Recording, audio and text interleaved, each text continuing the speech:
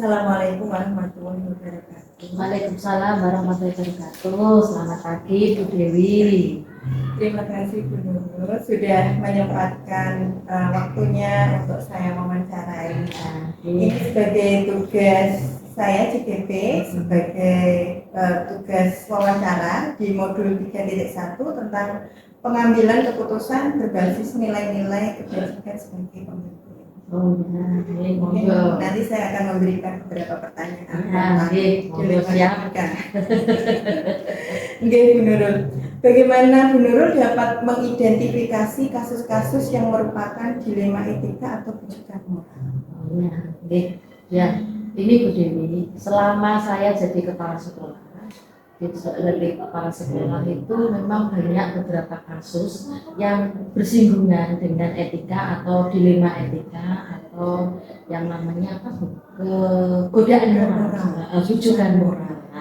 Cara mengidentifikasi kasus ini itu apakah masuk dalam ini itu dilema etika atau bujukan moral itu kami lihat yang pertama yaitu saya lihat dipetakan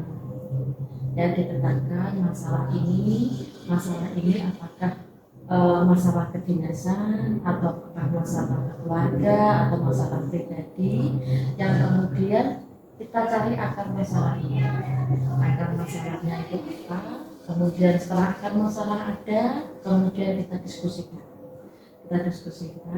Kemudian dari tahapan setelah akar masalah itu kita kemudian cari solusinya.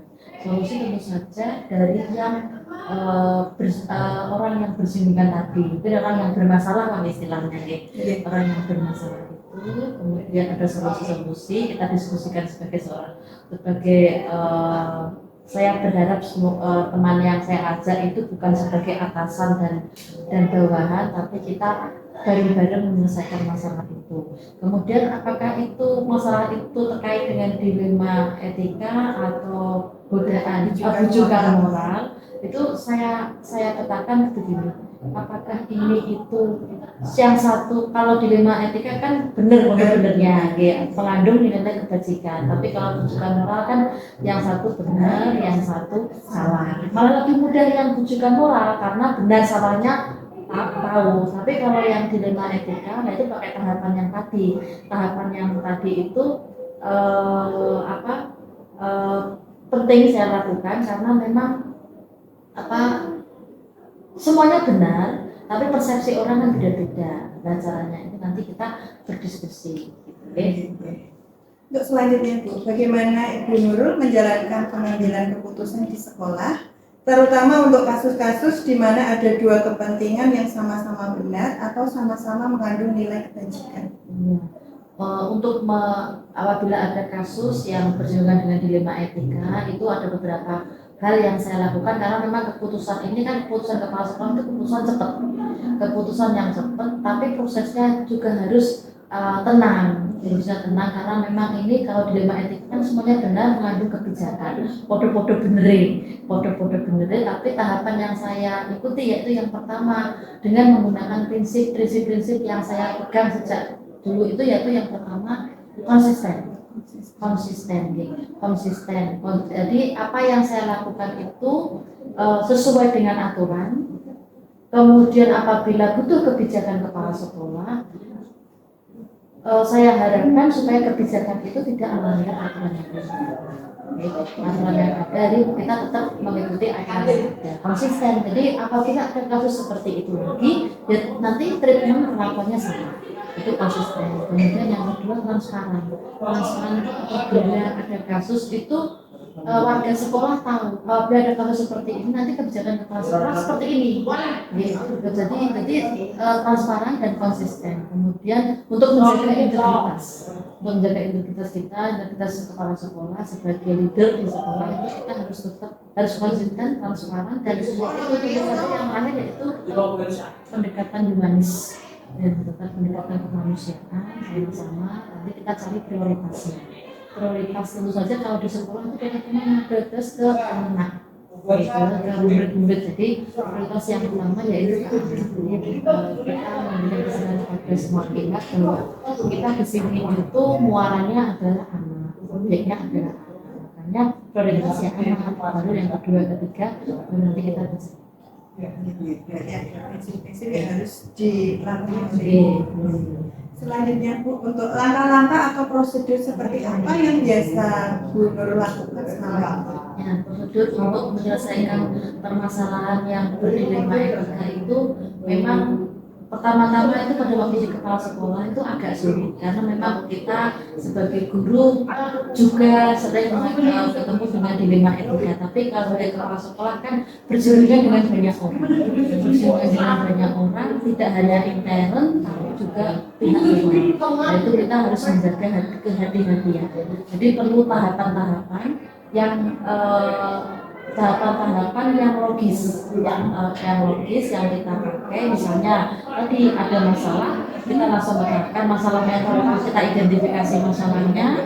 Jadi identifikasi masalah kedinasan, masalah anak, masalah individu atau masalah keluarga. Yang kedua diidentifikasi, dipetakan, kemudian mencari solusinya. Kemudian tantangan dari solusi itu tuh apa? Terus kemudian kita prioritaskan. Tentu saja semua prioritas itu berdampak kepada anak. Kemudian hal-hal apa saja yang selama ini lakukan atau anggap efektif dalam pengambilan keputusan pada kasus-kasus di luar Ya, dalam pengambilan keputusan yang berdilema etika, itu saya sudah menerapkan 3C. 3C itu komunikasi, dan kolaborasi. 3 ini penting karena apabila dilema etika itu terkait secara individu, kita butuh komunikasi. Kemudian apabila berkait dengan banyak orang, beberapa pihak, kita perlu komunikasi. Kemudian dan juga perlu kolaborasi. 3 ini yang harus kita kedepankan untuk menyelesaikan dilema etika. Jadi kita tahu ini yang sama-sama benarnya, kebajikan mana yang benar, kebajikan mana yang benar, tapi kita tahu prioritasnya tentu saja dengan pendekatan andragogi. Kita menganggap teman-teman itu ini adalah kalau kita dengan orang dewasa, ya pendekatannya dengan orang dewasa. Selanjutnya Bu Nurul, hal apa saja yang selama ini merupakan tantangan dalam pengambilan keputusan pada kasus-kasus dilema etika? Ya, tantangannya itu adalah pada beberapa hal, yaitu yang pertama kita mengidentifikasi pilihan yang utama itu apa? Pilihan yang utama dan juga menyamakan persepsi dengan yang bermasalah itu yang tantangan yang utama itu. Jadi menyamakan persepsi, kemudian mengidentifikasi yang itu baru nanti ke tahapan yang untuk selanjutnya Bu, apakah Bu Nurul memiliki sebuah tata cara atau jadwal tertentu dalam sebuah penyelesaian kasus dilema etika?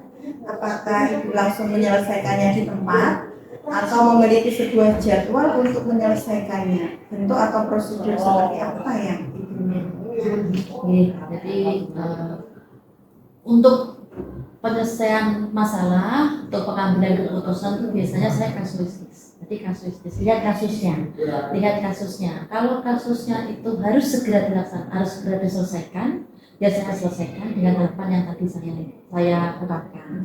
Kemudian apabila kasusnya itu setelah diidentifikasi kok butuh kolaborasi, komunikasi dengan berbagai pihak, itu nanti ada jadwal-jadwal tertentu yang tentu saja mengedepankan tupoksi Bapak Ibu Guru, karena Bapak Ibu Guru dan kami itu kan punya tupoksi yang utama, yaitu pembelajaran dengan anak-anak. Ya, gitu. Jadi kalau memang harus segera diselesaikan, saya selesaikan. Tapi kalau memang terkait dengan banyak pihak, harus ada jadwal tertentu. Berarti melihat kasusnya gitu. Terus selanjutnya, adakah seseorang atau faktor-faktor yang selama ini mempermudah atau membantu Bu Nurul dalam pengambilan keputusan dalam kasus-kasus dilema etika? Ya. Faktor-faktor yang mendukung saya dalam penyelesaian dilema etika itu, saya mencoba belajar bahwa aset yang ada di sekolah itu adalah suatu sumber energi buat saya untuk dikelola. Jadi bukan suatu kekurangan tapi suatu kelebihan. Bagaimana caranya? Misalnya seperti ini, ada suatu program tertentu yang harus saya selesaikan. Jadi saya harus memutuskan siapa ini yang menjadi pemimpin pro atau person in charge-nya, PIC-nya. Nah, ini untuk memilih ini, itu kan saya harus melihat satu karakter, satu person itu yang paling cocok. Nah, kadang-kadang dilema etika kan muncul di situ.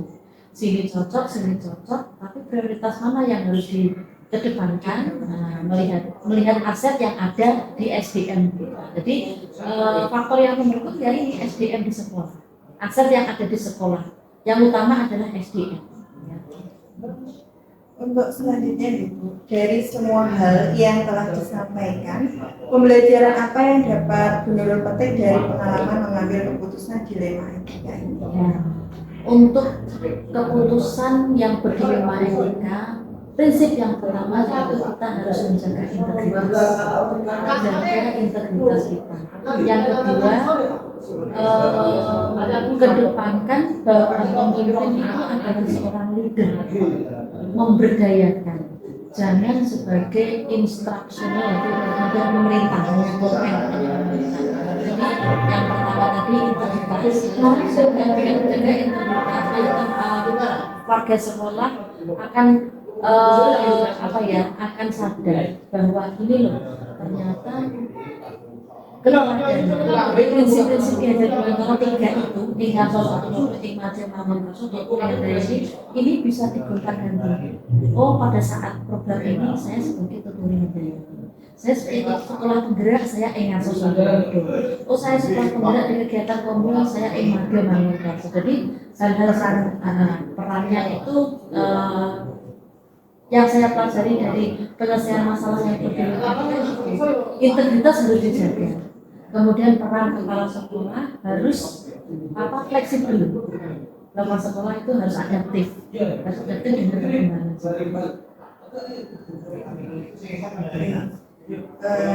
Tadi Bu Nurul mengatakan banyak yang dilakukan seperti tadi untuk memecahkan suatu masalah, tapi yang pertama kita harus memetakan masalah itu atau mengidentifikasi, kemudian cari solusi, kemudian tantangan apa saja yang akan dihadapi, kemudian kita prioritaskan dulu dalam mengambil keputusan, terutama yang berhubungan dengan peserta didik. Terima kasih Bu Nurul sudah berkenan meluangkan waktu untuk menjawab pertanyaan saya hari ini, dan saya terbuka dan mendapat wawasan baru tentang pengambilan keputusan. Ya. Ini untuk memang pengambilan keputusan yang berdilema etika atau yang berjuga itu memang untuk seorang pemimpin dalam arti pemimpin pembelajaran, budaya guru, kan banyak dilema itu cara pengambilan keputusan yang saya mungkin pengalaman yang saya ini semoga bermanfaat, semoga bermanfaat dan semoga bisa dipraktekkan. Jadi di model Bu Dewi, kalau ada apa-apa bisa tanya, bisa berdiskusi, bisa sharing gitu ya. Assalamualaikum warahmatullahi wabarakatuh. Waalaikumsalam warahmatullahi wabarakatuh, Bu Dewi. Terima kasih sudah meluangkan waktu untuk datang ke sini sebagai Kepala Sekolah SMP Negeri 2 Pacor, dan di sela-sela kesibukannya sebagai pengajar praktek calon guru penggerak. Mungkin untuk hari ini saya akan memberikan pertanyaan sedikit tentang pengambilan keputusan berbasis nilai-nilai kebajikan sebagai pemimpin. Siap Dewi. Untuk yang pertama, bagaimana Bu Walida dapat mengidentifikasi kasus-kasus yang merupakan dilema etika atau bujukan moral? Alhamdulillah, Masya Allah, luar biasa sekali. Bisa kembali pulang bisa kembali pulang ke sekolah saya yang hampir 15 tahun saya mengabdi di SMP Negeri 2 Sulang, kembali oleh teman-teman hebat, salah satunya Bu Dewi, CGP Angkatan 11. Sebetulnya mungkin apa nih, karena saya baru 6 bulan menjabat menjadi kepala sekolah, proses belajar masih berjalan Bu Dewi. Jadi apa nih, kalau saya dibilang mahir dalam mengambil keputusan, belum. Tetapi selama prosesnya 6 bulan itu, alhamdulillah bekal yang saya dapatkan, terutama ketika saya menjadi guru dan juga apa ya, ketambahan sampiran-sampiran di SMP 2 Sulang itu menjadi bekal saya mengambil keputusan-keputusan di sekolah saya yang baru. Ketika ditanya dilema etika, bujukan moral, itu pasti ada. Dan saya yakin pun juga Pak Jenengan pasti mengalaminya, karena ini akan dialami hampir semua guru, semua kepala sekolah, semua manusia. Yang namanya permasalahan itu tidak lepas dari ini, maksudnya dilema etika atau bujukan moral. Kalau saya ditanya bagaimana mengidentifikasinya, saya lihat sikonnya pastinya Bu. Ketika ada permasalahan situasinya seperti ini, oh ini pastinya ini bujukan moral, oh ini dilema etika. Kenapa kita harus mengidentifikasi awal? Karena pasti penyelesaiannya atau treatmentnya pasti berbeda.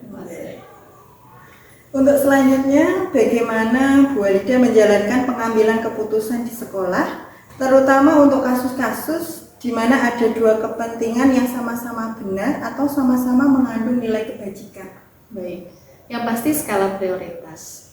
Namun begini, ketika saya mengambil keputusan, walaupun kepala sekolah sebagai aktor utama, saya memposisikan diri sebagai mitra. Dalam artian begini, semua kawan-kawan saya di SMP Negeri 2 Pancur itu punya kesempatan yang sama untuk memberi masukan pada saya. Artinya apa? Artinya nanti keputusan final yang saya florkan ke kawan-kawan itu memang bisa diterima dan disepakati. Nah, ketika saya mengambil keputusan itu, saya berupaya berkomunikasi ke rekan-rekan yang berkepentingan. Contohnya misalnya ketika ada katakanlah pengambilan keputusan yang secara cepat kaitan dengan DAK fisik begitu, saya harus komunikasi dulu ke wakil kepala sekolah saya, tim Satgas. Kemarin waktu menyelenggarakan IHT, saya bisa saja mengambil keputusan seketika jebret, tapi alangkah apa ya, tidak eloknya kalau saya juga tidak meminta masukan sama yang berkepentingan, siapa? Tim kurikulum. Jadi ketika mengambil keputusan yang benar sama benar atau semuanya itu punya kepentingan yang sama, saya agak rehat sejenak, kemudian mendengarkan masukan dari teman-teman, baru saya memformulasikan, jadilah keputusan bersama. Jadi intinya komunikasi gitu. Betul. Kemudian langkah-langkah atau prosedur seperti apa yang biasa Ibu Walida lakukan selama ini? Prosedur mungkin ngalir nih Bu, artinya itu kalau tahapan A, B, C, D itu kan sepertinya saklek ya, atau struktural. Ini kita sambil jalan aja, yang terpenting adalah komunikasi dan kolaborasi dengan rekan sejawat dan tim-tim yang berkepentingan. Yang pasti memang saya orangnya well prepared dan well organized. Jadi saya usahakan misalnya kayak tadi malam ditelepon misalnya, Bu ini nih, siap. Dari rumah saya sudah punya planning, besok pagi saya kesini. Jadi ada seperti target-target saya, senggotan tertulis, ya walaupun ada beberapa yang saya tulis, itu tercapai. Jadi bagaimana saya itu bisa mengambil keputusan, berkomunikasi, berkolaborasi dengan rekan, tepat sasaran dan tepat waktunya. Kalau ditanya prosedural begitu, ya ngalir saja. Yang penting itu ya komunikasi. Terus kemudian hal-hal apa saja yang selama ini Ibu anggap efektif dalam pengambilan keputusan pada kasus-kasus dilema etika? Kasus-kasus dilema etika ya. Dilema etika itu kan apa ya? Sama-sama berkepentingan, sama-sama benar, tapi juga menjadi dilema kita. Katakanlah saya punya ini. Biasanya kan ada singgungan gitu loh, singgungan dalam artian guru dengan guru kan, guru dengan guru. Yang pastinya saya sebagai kepala sekolah tidak boleh memihak, satu atau salah dua. Itu menjadi istilahnya pertimbangan saya, bagaimana saya harus betul-betul memposisikan sebagai netral, kan itu dilema etika. Lalu saya kembalikan lagi ke aturan juga, Bu Dewi. Jadi segala sesuatu yang kita kembalikan ke marwah aturan, walaupun itu mungkin menyakitkan dan tidak memuaskan semua pihak, itu kita pada jalan yang benar.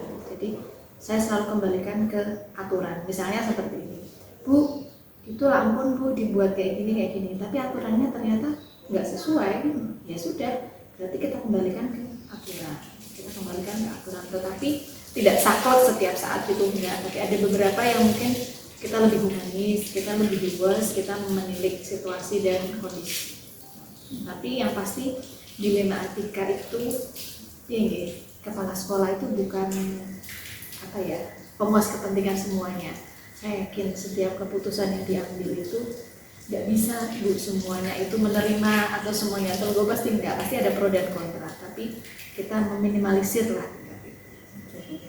Berarti harus mengakomodir semuanya itu. Mengakomodasi semuanya. Terus kemudian hal-hal apa saja yang menjadi tantangan dalam pengambilan keputusan pada kasus-kasus dilema etika?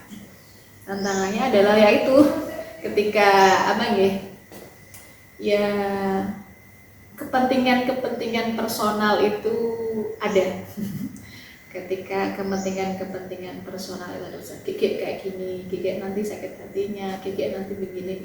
Nah, itu nanti malah kita nggak jejak, dalam artian kita nanti malah nggak tegas bukan dalam, tapi nggak tegas sebagai seorang pemimpin. Ketika ada dilema etika, kita kembali lagi ke marwah dan aturan. Misalnya ini terlambat nih dulu terlambat sering gitu. Lalu kita telisik dulu SG3 restitusi ini. Kita telisik dulu, ternyata permasalahannya ada di katakanlah rewel, kemudian sakit, atau mungkin beliaunya memang ada masalah intern dan sebagainya. Tapi kita tetap berusaha menegakkan aturan. Nah, gitu. Kita tetap berusaha untuk menegakkan aturan dengan yaitu melihat situasi dan kondisi yang ada. Gitu. Kemudian apakah Bu Walida memiliki sebuah tata cara atau jadwal tertentu dalam sebuah penyelesaian kasus dilema etika, ataukah Ibu langsung menyelesaikan di tempat atau memiliki sebuah jadwal untuk menyelesaikannya? Kalau jadwal tertulis mungkin tidak begitu ya, tapi artinya apa? Saya itu orangnya gitu. Ketika ada masalah gitu, katakanlah yang dilema etika pembinaan dengan salah satu guru gitu. Saya berusaha untuk merancang dulu. Bukan terjauh tertulis, tapi ada rancangan di dalam otak saya gitu, kira-kira habis ini. Itu sebagai bentuk persiapan. Baru nanti hari berikutnya, saya mulai untuk memanggil beliau, mengeksekusi, menetralisir keadaan, memvalidasi situasi, sampailah nanti pada tahapan pengambilan keputusan ataupun pembinaan pada guru tersebut. Kalau langsung saknyat itu saya menghindari. Saya berusaha untuk mencerna dulu. Kira-kira kenapa ya? Jadi ada sekitar sekian berapa detik gitu atau berapa menit saya berusaha untuk mencerna dulu. Jadi emosinya itu bisa lalu. Misalnya kasus dilapori anak misalnya, Bu tadi anak ada gini. Saya dulu kita netralisir dulu keadaan. Kenapa? Karena nanti kalau kita langsung saat-saatnya itu pengambilan keputusan kita nanti takutnya bercampur emosi. Itu nggak mudah Bu Dewi. Saya 6 bulan ini baru berproses untuk menetralisir semuanya. Artinya jangan sampai pengambilan keputusan kita itu ada bumbu-bumbu emosi di situ. Karena itu tadi pasti tidak enak dan nggak tepat. Jadi harus ada jeda untuk memahami. Kalau saya seperti itu, saya harus menjernihkan dulu pikiran, dalam tanda kutip kalau di segitiga restitusi itu menetralisir dan menormalisasi keadaan.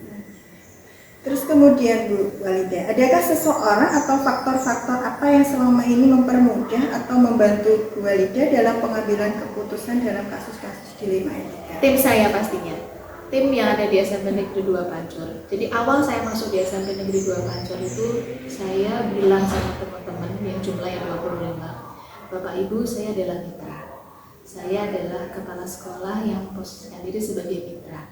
Jadi panjenengan punya andil yang sama untuk ngajari saya. Jadi saya tuh nggak segan-segan Bu, misalnya dari A sampai Z itu saya pasti mintai bantuan.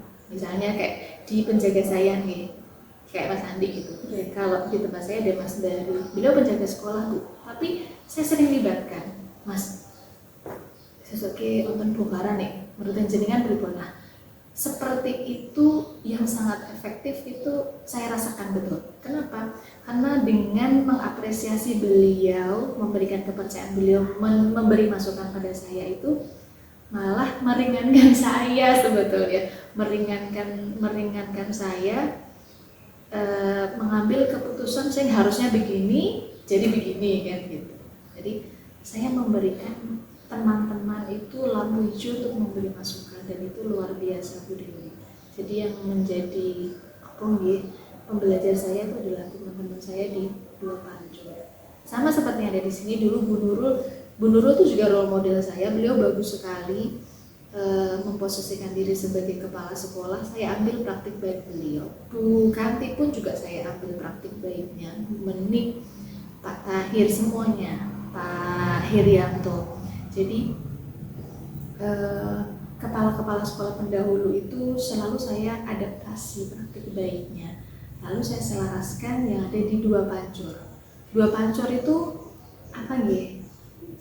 Jadi 6 bulan itu saya nyelami karakternya kawan-kawan. Jadi biar caranya itu ngeblend. Ini salah satu hari apa Bu Dewi, saya itu rapat sama teman-teman. Saya punya program nih, karena 2 Pancur itu sekolah perintis Kombel Kabupaten Rembang tahun ini, dan itu merupakan kayak pencapaian bagus gitu loh. Saya masuk di situ di istilahnya dikasih label sekolah perintis Kombel itu. Saya cuma punya grand design, Bapak dan Ibu, saya punya grand design Poles, program literasi numerasi Espada. Sebenarnya kalau wadah nih grand desainnya, tapi terus saya bilang gini, kalau saya semua yang ambil keputusan itu kan berarti saya egois. Akhirnya apa? Saya cabang-cabang dikit tak temblok jebret. Monggo ini yang bagian perpus bagus, monggo yang bagian buletin Budia, yang bagian lingkungan kaya teks Budita dan timnya. Dan saya berikan kepercayaan, mereka boleh mengambil keputusan.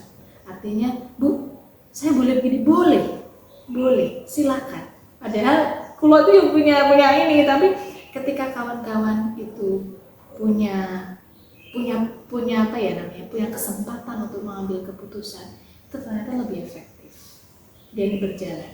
Kalau panjenengan lihat medsos Espada itu luar biasa, itu salah satunya itu. Saya memberikan kepercayaan pada teman-teman. Di sana itu saya melakukan sama. Jadi kebetulan ya ada yang senior, ada yang middle, ada yang junior banget, tapi saya perlakukan sama. Bahkan GTT pun saya beri kesempatan apa? Untuk berkreasi.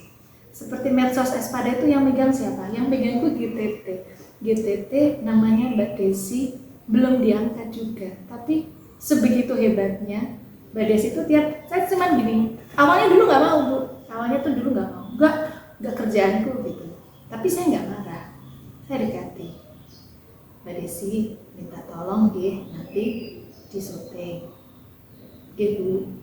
Lama-lama Mbak Desi minta tolong bagus. Saya kasih apresiasi apapun yang dia editing itu saya sama sekali tidak mencela. Jadi tidak saya cela. Jadi bagus Mbak Desi, tingkatkan lagi. Apapun hasilnya. Mbak Desi minta tolong ditambah label gitu. Nah, lama kelamaan tanpa saya suruh itu sendiri. Berjalan sendiri. Nah itu salah satu. Oh ternyata itu memang ketika kita punya unek-unek besar, kalau kita ayahi dewi itu capek, makanya kita beri kesempatan. Jadi teman-teman itu mengambil keputusan itu kadang tanpa komando saya, selagi itu sudah sesuai aturan, mereka udah jalan sendiri. Bagus sekali Bu Ija. Ya Mbak, 6 bulan ini menurut saya itu saya yang belajar dari teman-teman. makanya saya selami. Oh, Agus itu seperti ini, saya ngikut gitu. Oh, Mbak Desi kayak gini, saya ngikut. Bu Fitri yang luar biasa di kurikulum ini, saya ngikut, tak tambahi personilnya. Oh, buletinku orang melaku, siapa ya kira-kira Bu Dia tak kasih nih jalan gitu, ya Allah. Jadi merasa apa nih teman-teman, kemarin itu ketika pemaparan program baru kemarin itu kami itu 2:30 selesai rapat dari jam 12, dan semua kawan-kawan itu nggak malu-malu. Mulan itu nggak mau Mbak, jadi Mulan itu pada diem, nggak mau bersuara, harus pokoknya anteng gitu. Nah lama kelamaan nggak bisa kayak gini, akhirnya tak kasih job, wes semuanya jalan. Bahkan di sana itu cilik tua seperti Bagus sekali Bu Walida. Ini yang terakhir ya. Dari semua hal yang telah disampaikan, pembelajaran apa yang Ibu Walida petik dari pengalaman mengambil keputusan jilid Pak? Iya, apa nih Mbak? Kepala sekolah itu pasti tidak bisa memuaskan semua pihak. Saya dulu jadi wakil kepala sekolah di sini juga, saya istilahnya itu paham betul. Ketika sebuah kebijakan, ketika sebuah keputusan itu diambil, pasti ada 1, 2, 3 yang nggak selaras, itu biasa, itu normal. Selagi kita ada di aturan yang sesuai. Nah, itu tidak hal mudah menjadi tetap seperti itu tidak hal mudah. Butuh pembiasaan, butuh yang namanya diterpa setiap saat, gitu. Butuh pengalaman pastinya. Nah, pembelajaran yang saya bisa itu adalah alhamdulillahnya ketika di Sulang 2 itu apa nih istilahnya, saya merasa Sulang 2 itu adalah tempat belajar saya menjadi manusia yang jejak dalam artian itu saya sudah tidak risau lagi dengan apa nih, dengan pendapat orang lain. Saya sudah tidak risau lagi kalau ada kritikan. Saya sudah tidak batek lagi kalau ada yang beda, ada yang crash gitu. Kenapa? Karena kita kembalikan lagi ke marwahnya. Kalau memang aturannya seperti itu, maka ya nggak jadi masalah. Memang penilaian orang itu kan nggak bisa kita paksakan. Aku kan baik, kamu harus nilai aku baik, kan nggak bisa Mbak. Jadi biarkan saja dengan penilaiannya. Toh kita tidak melanggar aturan. Sama satu itu adalah komunikasi dan kolaborasi. Kita mengapresiasi kawan-kawan, kita meminta masukannya, jadi ketika kita ambil keputusan itu bisa diterima. Oke. Terima kasih Bu Walida sudah berkenan menjawab pertanyaan saya hari ini, meluangkan waktunya hari ini untuk saya mewawancarai. Jadi saya di sini bisa belajar bagaimana mengambil keputusan yang baik. Bisa karena terbiasa dan bisa karena dipaksa. Oke, terima kasih. Sama-sama.